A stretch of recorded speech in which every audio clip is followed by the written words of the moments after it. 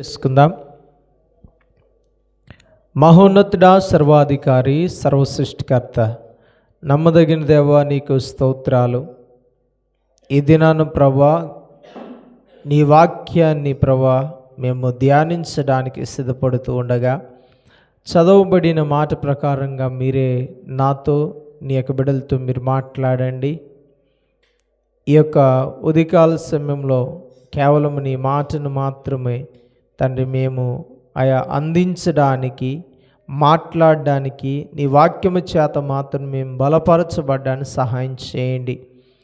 మీరే నాతో నీ యొక్క బిడ్డలతో మాట్లాడి మయం పొందుకోమని ప్రభువైన యేసుక్రీస్తు నామంలో ప్రార్థించి అడిగి వేడుకొనిచున్నాం పరమ తండ్రి, ఆమేన్.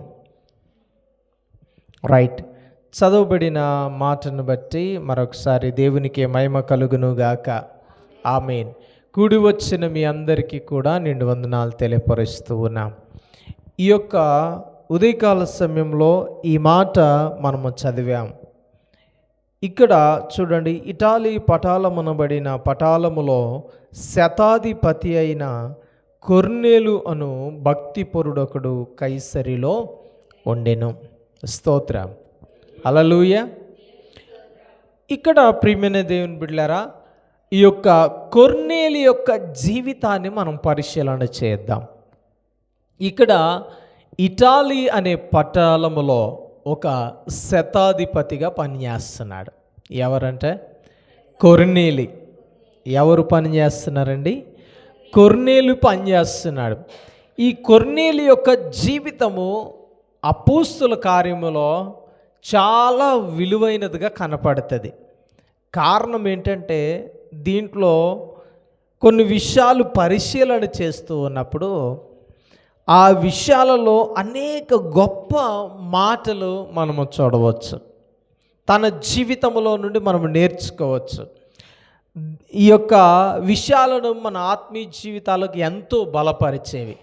నిజానికి మాట్లాడుతున్నట్లయితే ఈ విషయాలన్నీ మన జీవితాన్ని ఒక బలోపేతము చేసేవి. ఇంకొక మాట చెప్పాలంటే, మన యొక్క జీవితాలను ప్రభావితము చేసే ఆ యొక్క కొర్నేలు జీవితం మన యొక్క జీవితాన్ని కూడా ప్రభావితము చేసేవిగా ఉంటూ ఉన్నాయి.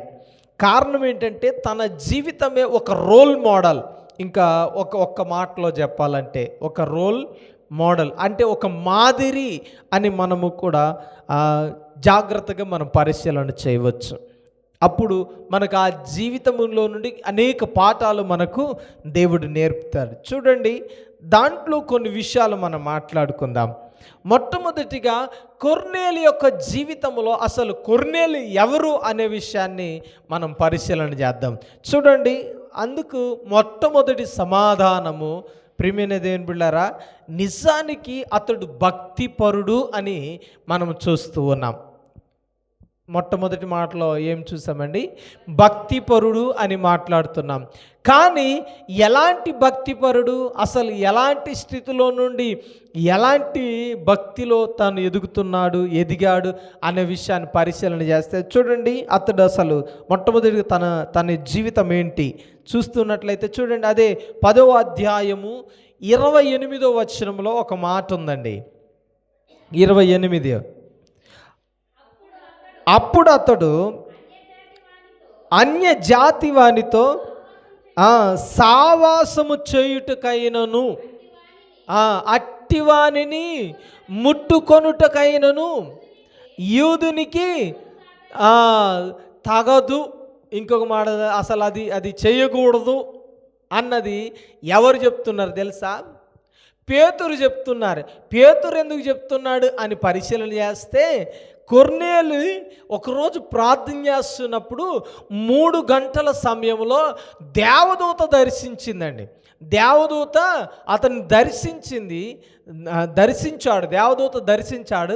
ఆ దేవదూత దర్శించి ఏమని మాట్లాడారంటే, ఇదిగో ఫలానా చోట ఒక సేవకుడు ఉన్నాడు, అతన్ని నీ ఇంటికి పిలిపించుకో అని తెలియపరిచాడు. అయితే ప్రియమైన దేవుని బిడ్డలారా, అతని యొద్దకు కొర్నేలు కొంతమందిని పంపించాడు. ఒక 2 మనుషులను పంపించి కొర్నేలు ఇంటికి పిలువనంపించినప్పుడు ఇదిగో అతడు ఆ ఆ యొక్క ఉద్దేశాన్ని, తన యొక్క హృదయంలో ఒక ఉద్దేశం ఉంది. ఏంటంటే, ఇదిగో నేను అన్యునితో సావాసం చేయొచ్చా? నిజంగా ఇదొక దర్శన రూపంలో ఒక మాట మాట్లాడుతున్నప్పుడు దేవుడు పేతురుకు ఒక దర్శనాన్ని ఇచ్చాడు. మనుషులో ఈ డౌట్ ఉంది, ఎవరు కొర్నేలు, ఎవరు అన్యుడు, కాబట్టి నేను వెళ్ళొచ్చా వెళ్ళకూడదా అని సతమతం అయిపోతూ ఉన్నాడు. ఇప్పుడు దాకా యూదులకే నేను సువార్త ప్రకటించాను, ఇంతవరకు అన్య జాతితో నేను సాంగత్యం చేయలేదు. చూడండి, అంటే మొట్టమొదటిగా మనం పరిశీలన చేయవలసిన మాట ఏంటయ్యా అంటే, ఇదిగో కొర్నేలు ఎవరయ్యా అంటే అన్య జాతిలో పుట్టిన వ్యక్తి. అర్థమైందా? ఎక్కడ పుట్టినవాడండి? యూదుడు కాదు. నిజానికి శిష్యులు అప్పటి వరకు ఎక్కడ పరిచర్య చేస్తున్నారు, ఎవరికి సువార్త ప్రకటిస్తున్నారంటే, ఇదిగో యూదుల మధ్య సువార్తను ప్రకటిస్తున్నారు. ఇంకొక ఆలోచన చేస్తున్నట్లయితే, శిష్యులు అనుకున్నారు కేవలం ఇది యూదులకు మాత్రమే అనుకున్నారు. యూదుల మధ్యే సువార్తను చేస్తున్నారు, ఆ యెరూషలేము చుట్టే సువార్తను చేస్తున్నారు. అయితే మొట్టమొదటిగా ఇదిగో కొర్నేలిని దేవుడు పంపించాడు. కొర్నేలి మనుష్యులు పేతురు దగ్గరకు వచ్చారు. వచ్చినప్పుడు ఆయన అనుకుంటున్నాడు, అన్యజాతి, అదే అంటున్నాడు కదా, అన్యజాతిలో పుట్టిన వానితో నేను సావాసం చెయ్యొచ్చా? చెయ్యకూడదు కదా, అది నిబంధన కదా యూదులలో. అయితే ఈ విషయాన్ని పరిశీలన చేయాలి జాగ్రత్తగా. యూదులలో పరిచర్య చేస్తున్న ఆ యొక్క పేతుర్ని అన్యజాతి అయిన ఇదిగో కొర్నేలి దగ్గరికి పంపించడానికి, ఇంకొక మాట చెప్పాలంటే అన్యుల మధ్యకు పంపించడానికి కొర్నేలు ఒక సాధనముగా మార్చబడ్డాడండి. దేవునికి స్తోత్రం. కొర్నేలు ఎవరంట? అన్యజాతి మనుష్యుడు. దేవునికి స్తోత్రం. చూడండి, అన్య జాతిలో ఇదిగో రక్షించబడినవాడు, అన్య జాతిలో దేవుని దర్శనాన్ని పొందినవాడు. ఈరోజు ప్రియమైన దేవుని బిడ్డలారా, మనము ఆలోచన చేస్తే అన్య జాతిలో ఉన్న వ్యక్తిని కూడా దేవుడు మొట్టమొదటిగా దర్శించాడండి. కొర్నేలు జీవితాన్ని చూడండి. ఇదిగో వేరే ఆచారాల ప్రకారంగా ఉండి కూడా, వేరే ఆలోచన ప్రకారాలు ఉండి కూడా ప్రియమైన దేవుని బిడ్డలారా, ఇదిగో దేవుని దర్శనాన్ని పొందాడు, సేవకుని పిలిపించడానికి ఇష్టపడ్డాడు. చూడండి, పేతురు అంతకుముందు అన్యులకి ప్రభు సువార్తను పంచలేదండి. ఎవరికి చెప్పారు అని ఆలోచన చేస్తే, ఎవరికి చెప్పారంట? యూదులకు మాత్రమే. ఈరోజు చూడండి, మొట్టమొదటిగా కొర్నేలు ఎవరు అని ఒకవేళ ప్రశ్న వచ్చినప్పుడు మనం ఖచ్చితంగా గ్రహించాలి, అతడు అన్యజాతిలో నుండి రక్షించబడినవాడు. దేవునికి స్తోత్రం. చూడండి, అలాంటి వ్యక్తి కూడా ప్రభు యొక్క సన్నిధిలో మోకరించి ప్రార్థిస్తూ ఉన్నాడు.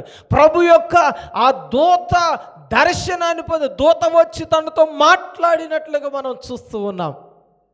దేవుడు చూడండి తనను విడిచిపెట్టలేదండి. అంటే ఎంత భక్తిపరుడో ఆలోచన చేయాలి, తన భక్తి జీవితం ఎలాంటిదో ఆలోచన చేయాలి. మొట్టమొదటిగా అతడు అన్యజాతిలో పుట్టినవాడండి. చూడండి, మరొక విషయాన్ని మనం పరిశీలన చేస్తే, చూడండి, మొట్టమొదటిగా అతడు కొర్నేలు జీవితాన్ని మనం ఇంకా పరిశీలన చేస్తే, మొట్టమొదటి వచనంలో మనం చదివినట్లుగా ఇటాలీ పటాలం అనబడిన దాంట్లో అతడు ఎవరంట? శతాధిపతి. ఒక శతాధిపతి.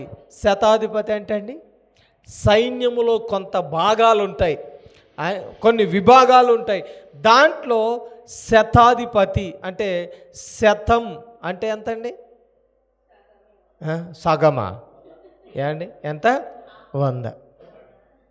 ఏమండి, ఆ 100 మందిలో ఒక అధికారి అయిన దేవునికి స్తోత్రం. ఏమండి, ఎవరు కొర్నేలి? మొట్టమొదటిగా ఒక అన్యజాతి వ్యక్తి అయినప్పటికీ, రెండోదిగా పరిశీలన చేయాల, అతడు శతాధిపతి అండి, ఒక అధికారి. అండ్ అన్యజాతిలో పుట్టినవాడు, రెండోదిగా శతాధిపతి అయినా సరే అతడు ఎవరంట? భక్తిపరుడు. ఏమండి, రోమా ప్రభుత్వంలో చాలా ఉన్నతమైన స్థితి కలిగిన వాడు. ఆ స్థితి కలిగి కూడా అతడు దేవుని ఎడల భక్తి కలిగి ఉన్నాడు, భయము భక్తి కలిగిన వ్యక్తిగా ఉన్నాడు. తన జీవితాన్ని పరిశీలన చేస్తే ఇదిగో అతడు శతాధిపతే, కానీ భక్తిని నిర్లక్ష్యం చేయలేదండి. భక్తిని నిర్లక్ష్యం చేయలేదు, దేవుని విడిచిపెట్టలేదు కదండి. కొంతమంది మన జీవితంలో మనం చూస్తాం, లోకంలో కొంత అధికారం వస్తే చాలు విడిచిపెట్టిన వారు ఎంతమందో కదా. ఉద్యోగం వచ్చేదాకా దేవుడా దేవుడా అని, ఉద్యోగం వచ్చినప్పుడు అబ్బో నేను గవర్నమెంట్ ఎంప్లాయీని కదా, నేను గవర్నమెంట్ ఉద్యోగిని కదా, నేను గవర్నమెంట్తో ఆ యొక్క ఒక గొప్ప స్థితిని కలిగిన వాడిని కదా, నేను ఇక మందిరానికి వెళ్ళకూడదు, ఇంకా నేను మందిరం యేసు ప్రభుని ప్రార్థన చేయకూడదు, నేను క్రిస్టియన్ని తెలియకూడదు అని ఎంతమంది దాచుకుంటున్న వారు ఉన్నారు. కానీ చూడండి, తన భక్తిని లోపల దాచిపెట్టుకోవట్లేదండి, తన భక్తి హృదయంలో వారికే పరిమితం చేయట్లేదు. చూడండి, మోకరించి ప్రార్థన చేస్తున్నారు, కుటుంబం అంతా కలిసి ప్రార్థన చేస్తున్నారు. ప్రార్థన చేస్తున్నప్పుడు ప్రియమైన దేవుని బిడ్డలారా, ఇదిగో దూత ఏం చేసిందంట? 3 గంటలకు దూత దర్శించాడు. ఒక ఉద్దేశాన్ని, అయా నీ భక్తిని సంపూర్ణం చేయడానికి, నువ్వు బాప్తిసంలో అడుగు పెట్టడానికి, నువ్వు రక్షణలో అడుగు పెట్టడానికి నువ్వు చేయవలసిన పని ఏంటో తెలుసా? నువ్వు వాక్యాన్ని వినాలి, నీవు వాక్యం సత్యాన్ని వినాలి, గ్రహించాలి. అప్పుడే ఏం చేయబడతావు తెలుసా? నువ్వు బాప్తిసంలో అడుగుపెట్టి ఏం చేస్తావంటే ఇదిగో నువ్వు పరలోకంలో స్థానాన్ని సంపాదించుకుంటావు అని చెప్పిన ఆ మాటను గ్రహిస్తున్నాడు. హల్లెలూయా. ప్రార్థన జీవితాన్ని ఇంకొకటి చూడండి, ఒకటి దేవుని విడిచిపెట్టలేదు, మొట్టమొదటిగా భక్తిని విడిచిపెట్టలేదు. అంటే ప్రార్థనను, మూడోదిగా ప్రార్థన జీవితాన్ని కూడా విడిచిపెట్టట్లేదు, ప్రార్థన జీవితాన్ని కూడా మర్చిపోవట్లేదండి. కాస్త కదండి, కొంచెం ఉన్నతమైన స్థితి కలిగితే చాలు, ప్రార్థనలో గడపలేని స్థితి, బిజీ అయిపోతాం. ఎలాగండి? బిజీ అయిపోతాం, ఎంతగానో బిజీగా మారిపోతాం, ఎంతగానో బిజీగా మన జీవితాన్ని గడుపుతూ ఉంటాం, బిజీ అయిపోతాం. దేవుణ్ణి ఇదిగో పక్కన పెట్టేస్తాం, ప్రార్థన జీవితాన్ని పక్కన పెట్టేస్తున్నాం కదా. ఒక చిన్న ఉద్యోగం వస్తేనే కదా, ఒక 10 ఎకరాలు పొలం ఉంటేనే, ఒక చేతిరితు కొరకు ఏదో ఒక పని దేవుడిస్తే కదా, నిజమా కాదా? మౌనంగా చూస్తున్నారు నా వైపు, ఎందుకో మా కోసం కాదులే అని. వినాలా? మన కోసమా కాదా ఈ మాట? కొంచెం బిజీ అయిపోతే చాలు. ప్రార్థన జీవితాన్ని, మందిరాన్ని కాదు, ఇంకా మందిరం దాకా రాలే నేను. దేన్నంట? ప్రార్థనని. దేన్ని? జాగ్రత్తగా వినాలి. దేన్ని? ప్రార్థనను విడిచిపెడుతూ ఉన్నాం, దేన్ని మర్చిపోతాం? దేవుని మర్చిపోతున్నాం, దేన్ని? భక్తిని పక్కన పెట్టేస్తున్నాం, దేన్ని ఇంకా ఆలోచన చేస్తే కొర్నేలు ఇంకేం చేశాడు తెలుసా? ధర్మకార్యాలు చేస్తూ వచ్చాడండి. ఏంటి? క్రిస్టియన్స్ మంచి పనులు చేస్తారంట అనే ఉద్దేశాలు ఏనాడో జనాలు మర్చిపోయారు. ఎందుకు తెలుసా? వీరు ఎక్కడున్నా వీరు అన్యాయస్తులుగా మారిపోయారు, వీరు కూడా లంచగొండులుగా మారిపోయారు, వీరు కూడా ఎలాగైపోయారు? అన్యాయపు సొమ్ముకు ఆశపడుతూ ఉన్నారు. ఇందాక మొట్టమొదటి వర్తమానంలో ఒక మాట చెప్పారు, మీరు లంచగొండులుగా ఉండొద్దని. అంతేనా? పరిచారకుల ద్వారా దేవుడు మాట్లాడారు కదా, సేవకుల ద్వారా మాట్లాడారు, తన దాసుని వాడుకున్నాడు దేవుడు. ఎలాగంట? లంచగొండులుగా మారిపోయారు. ఎవరు తెలుసా? దేవుని పిల్లలే.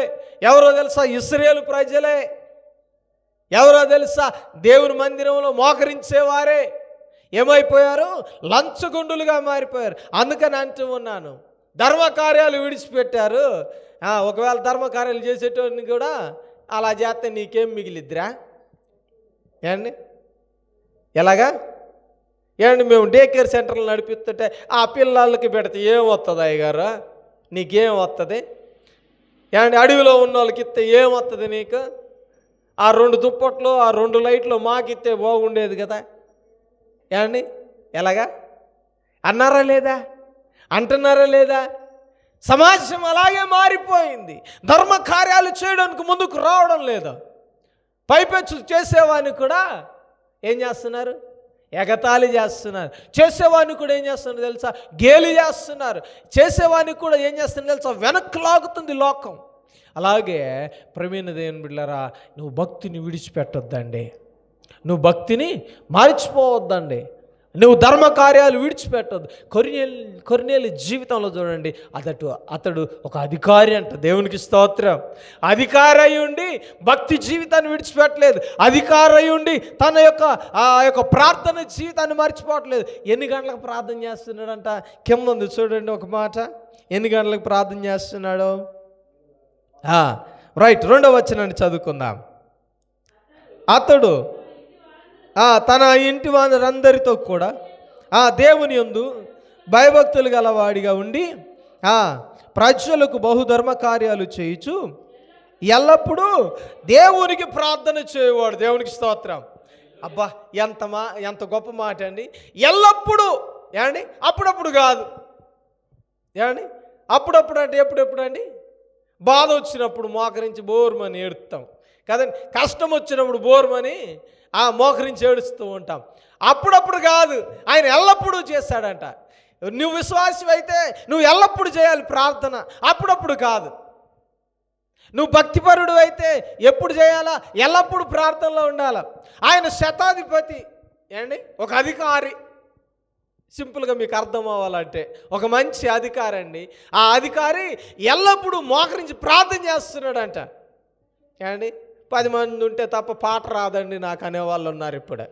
ఏండి 10 మంది ఉంటే తప్ప నా గొంతు మోగదండి. ఎందుకని? 10 మంది చప్పట్లు కొడితేనే నాకు పాడినందుకు నాకు సాటిస్ఫై అవుతానండి. ఏండి ఇలాంటి వారు లేరా? ఏండి నా గొంతు సామాన్యుల ముందు మోగదు. ఎక్కడ? ఏండి మంచి మంచి స్టేజ్లు అయితేనే ఎక్కడ లేని విధేయత, ఎక్కడ లేని ప్రార్థన వచ్చేస్తుంది. కానీ ప్రియమైన దేవుని బిడ్డలారా, శతాధిపతి అయ్యుండి చూడండి తన జీవితాన్ని పరిశీలన చేస్తాడు. అందుకని అన్నాను ఇందాక, మనకే ఒక రోల్ మోడల్. అతడు ఎవరంట? అన్య జాతిలో పుట్టినవాడు. అతని భక్తిని చూసి నిజంగా ప్రియమైన దేవుని బిడ్డలారా, తన యొక్క భక్తి మనకు ఒక రోల్ మోడల్. అందుకనే కొర్నేలి జీవితాన్ని మనం ప్రతిసారి రోల్ మోడల్ చేసుకోవచ్చండి. భక్తిలో ఎక్కడ నిర్లక్ష్యం వహించలేదు. భక్తిలో ఎక్కడ కూడా అశ్రద్ధ లేదండి. ఇంటి వారందరితో కలిసి ముందు గమనిస్తే భక్తిలో చూడండి తను ఎంత ఎదిగి ఉన్నాడో మనం పరిశీలన చేయొచ్చు. అందుకనే దేవుని విడిచిపెట్టలేదండి, ప్రార్థన జీవితాన్ని మర్చిపోలేదు, ఇంకా ధర్మకార్యాలు మర్చిపోలేదు. దేవునికి స్తోత్రం. మరి ఈరోజు నేను ఎలాగుంటూ ఉన్నాం? ధర్మకార్యాలు చేయాలంటే, దాన ధర్మాలు చేయాలంటే ఏదో మన కోట్లు ఉంటేనే నేను చేసేవాడిని అండి అండం కాదు. లక్షలు నేను సంపాదిస్తే బాగుండేదండి, చాలామందికి సమాజానికి ఉపయోగపడేవాడిని. ఇదేం అవసరం లేదు. ఏమండి ఇదేం అవసరం లేదు. దేవుడు అదేం కోరుకోడు.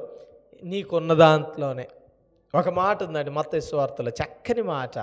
ఇదిగో ఎవరైనా ఒకవేళ నిన్ను సహాయం కోరి 1 మైలు రమ్మన్నాడా, అయితే వానితో పాటు నువ్వు 2 మైళ్ళు నడవాలంట. ఇంకొక మాట అన్నాడు, ఏమని తెలుసా? నీకు ఒకవేళ 2 అంగీలు ఉన్నాయా, అయితే 1 అంగీ కూడా లేని వానికి నువ్వేం చేయాలా? ఒకటి నువ్వు ఉంచుకొని ఒకటి దానం చేయాలా. నువ్వు ఏం చేయాలా?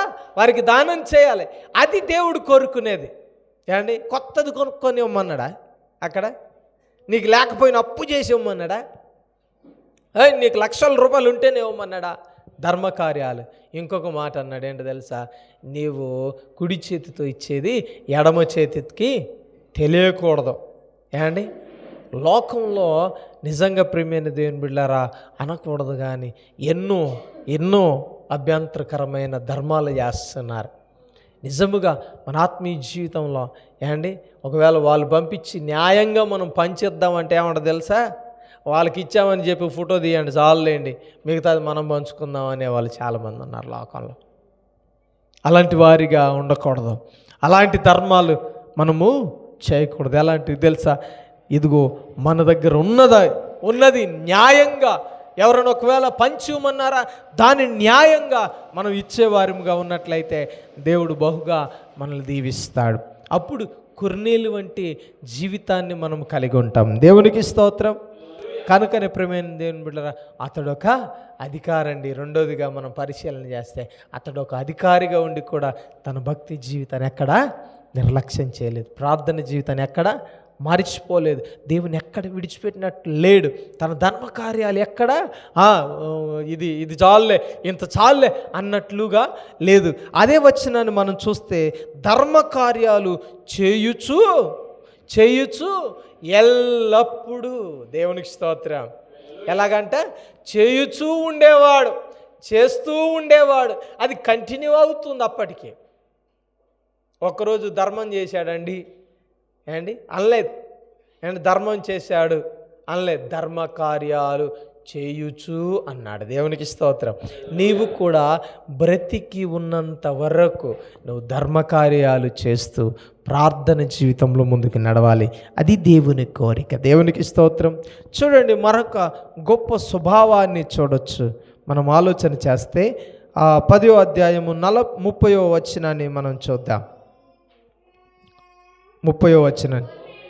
అప్పుడు కొర్నేలి 4 దినముల కిందట పగలు 3 గంటలు మొదలుకొని ఈ వేళ వరకు నేను ఇంత ప్రార్థన చేయుచుండగా ప్రకాశమైన ఆ వస్త్రములు ధరించిన ఒకడు నా ఎదుట నిలిచి. చూడండి, అతడు ప్రార్థన చేస్తున్నాడు, అతని ఎదుట ఎలాంటి దర్శనము కలిగిందో చెప్తూ ఉన్నాడు.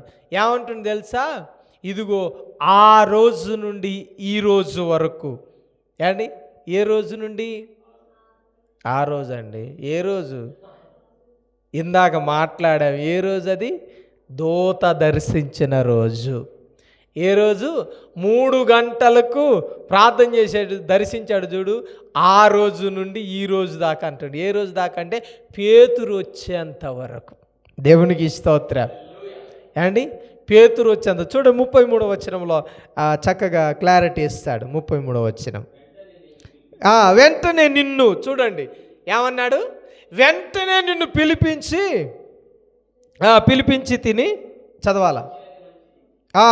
నీవు వచ్చినది మంచిది, ప్రభువు నీకు ఆజ్ఞాపించినవన్నీ వినుటకై ఇప్పుడు మేమందరము దేవుని ఎదుట ఇక్కడ కూడి ఉన్నామని చెప్పాను.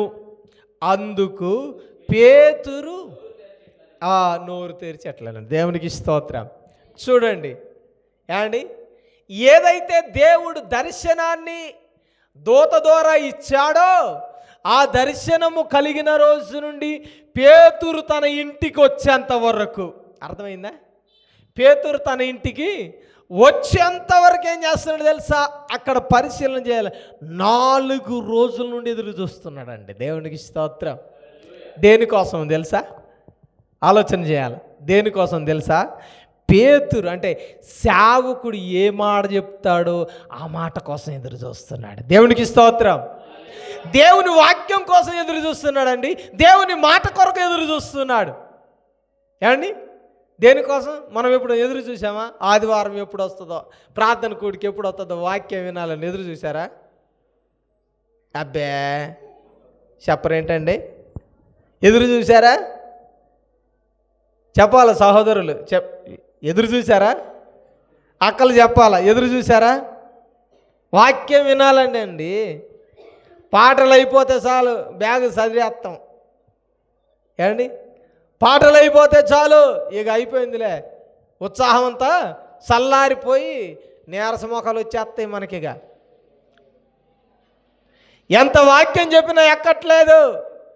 ఎదురు చూస్తే ఆతృత కలిగి వాక్యం వింటాం. అంతేనా?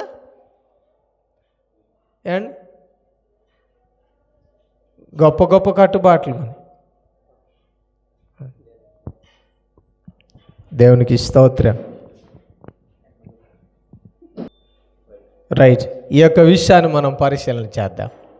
4 రోజులు ఎదురు చూశారు వాక్యం వినడానికి. దేనికోసం? అబ్బా మొన్నే చెప్పారు అయ్యగారు, అదే మర్చిపోలేదు, మళ్ళా వాక్యం అంటారు. మన జీవితాలు ఎలా తయారయ్యాయంటే వాక్యం కోసం ఎదురు చూసేది కాదు, ఎప్పుడు ప్రార్థన ఉండదో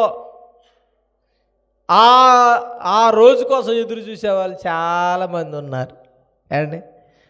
ఏంటి డిసెంబర్ వచ్చింది కదా, ప్రతిరోజు ప్రార్థనే, ప్రతిరోజు ఎంత విసిగిపోతారో కదా.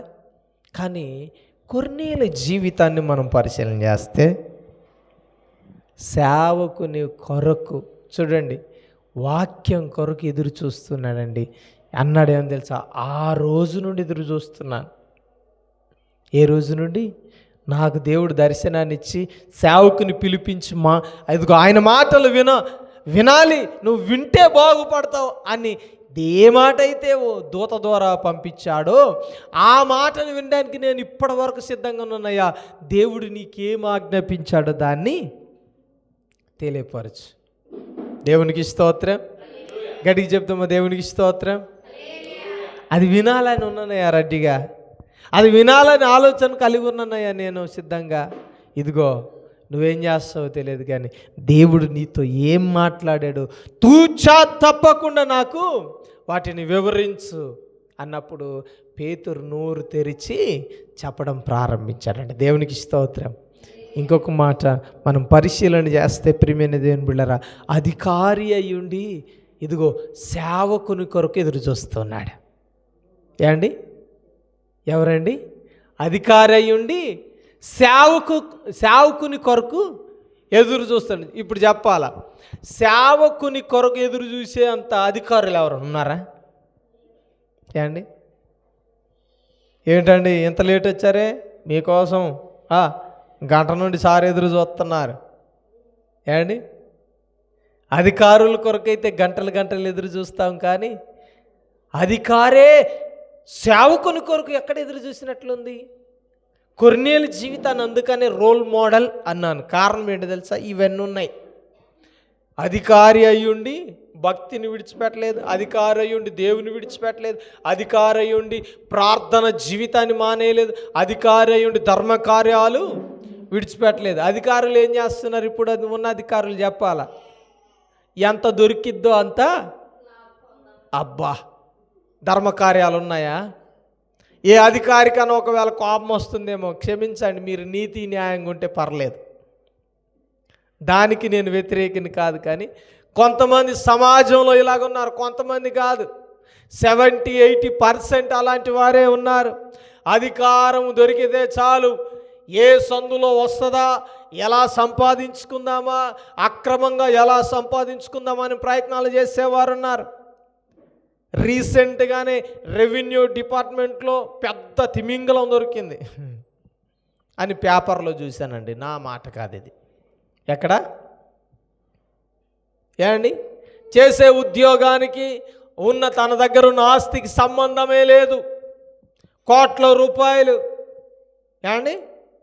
ఒక చిన్న అధికారి, ఒక చిన్న ఎంప్లాయ్, ఏమండి, కోట్ల రూపాయలు. వాటినన్నిటిని చూసిన తర్వాత ఏసీబీ వాళ్ళే అవాక్ అయ్యారట. ఏమండి? అర్థమైందా? నల్లధనాన్ని నిరోధించే అధికారులే ఏమయ్యారట? ఆశ్చర్యపోయి, ఓర్ నాయనో ఏంట్రా నువ్వు చేసే ఉద్యోగానికి ఇక్కడ కనపడే సంపాదనకి ఏమన్నా సంబంధం ఉందా? లేదే. అందుకని అన్నానండి, కొర్నేలి అలాంటి వ్యక్తి కాదు, కొర్నేలి అలాంటి జీవితం కాదు. ఆ అధికారిగా ఉండి ధర్మ కార్యాలు చేస్తున్నాడు, ప్రార్థన జీవితాన్ని కలిగి ఉన్నాడు. ఈరోజు మనము మంచి రోల్ మోడల్ కలిగిన భక్తిపరుడండి. దేవునికి స్తోత్రం. అందుకని నేనేం పెట్టాను తెలుసా టైటిల్? కొర్నేలి యొక్క జీవితం మనకొక మాదిరి. ఏమండి? గుర్తుపెట్టుకోండి, కొర్నేలి జీవితం మనకొక మాదిరి. నువ్వు ఎక్కడికైనా వెళ్ళావనుకో, తప్పిపోతున్నావు అనుకో, కొర్నేలు జీవితమే నాకు ఒక మాదిరి అని నువ్వు చెప్పుకోవాలా, నువ్వు అనుకోవాలి. దాన్ని ప్రకారంగా నువ్వు గుర్తు చేసుకుంటూ ఎలా ఉండాలో నేర్పుతున్నాడు కదా, దాన్ని నువ్వు పాటించాలి. దేవునికి స్తోత్రం. చూడండి, దాంట్లో భాగంగానే 4 రోజులు వాక్యం కొరకు ఎదురు చూస్తున్నాడు. ఏ వాక్యం చెప్తాడు దాన్ని నేను వినాలి అని ఆతృత పడుతూ ఉన్నారండి కుటుంబం అంతా. ఇదిగో ఒక అధికారి అయ్యుండి సేవకుని కొరకు ఎదురు చూస్తున్నాడు. చూడండి, అది గొప్ప లక్షణం, గొప్ప స్వభావం. కానీ ఈరోజు నాయకుల కొరకు, ఇదిగో ఈరోజు సేవకులు ఎదురు చూసేవారిగా, అధికారుల కొరకు పడికాపులు కాసే పరిస్థితులు లోకంలో కనపడుతున్నాయి. ఒకవేళ అతడు దేవుని నమ్మిన వాడే అనుకుందాం, అతడు మన సంఘ సభ్యుడే అనుకుందాం, అయినా సరే ఎదురు చూస్తూనే ఉన్నారండి కదా. ఈరోజు టైం ఇవ్వట్లేదు సేవకునికి, సమయాన్ని ఇవ్వట్లేదు లోకం. కాబట్టి అందుకని అన్నాను, అధికారం రాగానే దేవుని మర్చిపోయేవారు చాలామంది ఉన్నారు. అలాగ మనము ఉండొద్దు. ఒక ప్రభుత్వ ఉద్యోగి పరుగెత్తుకొని వచ్చింది నా దగ్గరికి, వచ్చి అయ్యా బాగున్నారా, చాలా రోజులైంది మిమ్మల్ని చూసి అని ఎంతో ప్రేమగా పలకరించిందండి. నాకు ఇదిగో ఆమె 10,000 ఇచ్చిన అంత ఆనందం రాదు, ఆమె పలకరించిన పలకరింపుకు అంత ఆనందం వచ్చింది. దేవునికి స్తోత్రం. ఇంకొక మాట చెప్పాలంటే ₹1,00,00,000 ఆనందాన్ని ఇచ్చింది. ఆమె నాకు కానుక ఇవ్వలేదు, కానీ చక్కగా ప్రేమగా పలకరించింది. అయ్యా ఎన్ని రోజులైంది మిమ్మల్ని చూసి, మీ మాట విని, మీ వాక్యం విని ఎన్ని రోజులైంది అని ఈ విషయాన్ని చెప్పగానే అబ్బా ఎంత సంతోషం అనిపించిందో. దేవునికి స్తోత్రం. నిజంగా ఆమె ఒక మాట చెప్పింది, ఏమని తెలుసా, ఇదిగో డ్యూటీ నుండి డైరెక్ట్గా మీరు వస్తున్నారని కలవడానికే వచ్చానన్న. దేవునికి స్తోత్రం. బ్రేక్ టైం ఇంతే ఉంది, అయినా ఆ కొద్ది సమయంలో నేను మిమ్మల్ని కలవడానికి వచ్చాను అన్నది. దేవునికి స్తోత్రం.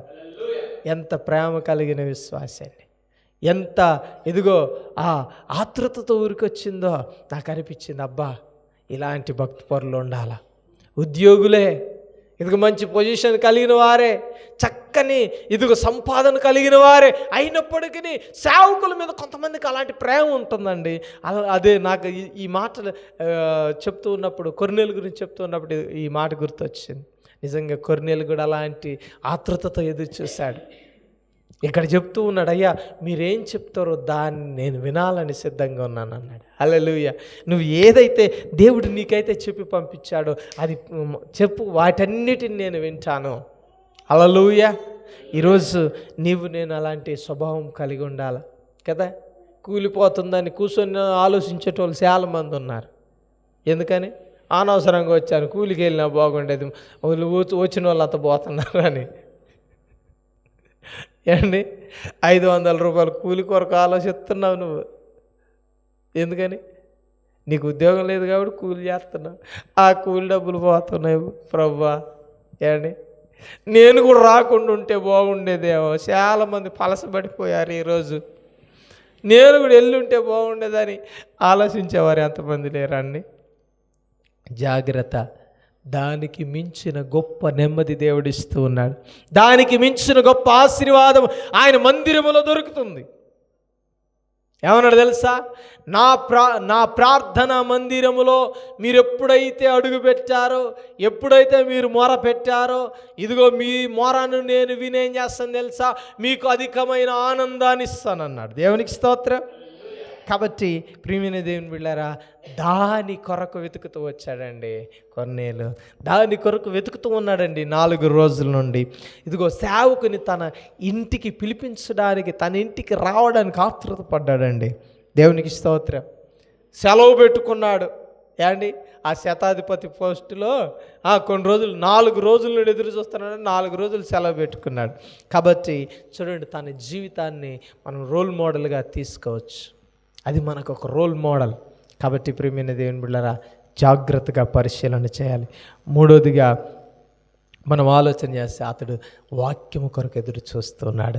4వదిగా చూస్తే చూడండి, 2వ వచనాన్ని మరొకసారి చదువుదాం. 2వ వచనం, అదే 10వ అధ్యాయం 2వ వచనం. అతడు ఇక్కడ వినాలి జాగ్రత్తగా. అతడు తన ఇంటి వారందరితో కూడా దేవుని యందు భయము భక్తి కలిగిన వాడు. హల్లెలూయా. ఎలాంటి వారంట? తన ఇంటిలో తన ఇంటి వారందరితో తన ఇంటి వారందరితో కలిసి ఏం చేస్తున్నాడు? ప్రార్థన చేస్తున్నాడు. అంటే ఇంటి వారందరినీ ఎలాగ పెంచుతున్నాడు తెలుసా? దేవుని యందు భయముతో భక్తితో పెంచుతూ ఉన్నాడు. ఇంటిని ఆ రీతిగా నడిపిస్తూ ఉన్నాడు. ఇక్కడ ఇందాక వాక్యము కొరకు ఎదురు చూస్తున్నప్పుడు కూడా ఏమని మాట్లాడారంటే చూడండి, ఇప్పుడు నీవు ఏదైతే ప్రభువు నీకు సెలవిచ్చాడో వాటన్నిటిని వినుటకై మేమందరము కూడా ఇక్కడ కూడి ఉన్నాం. ఏమండి?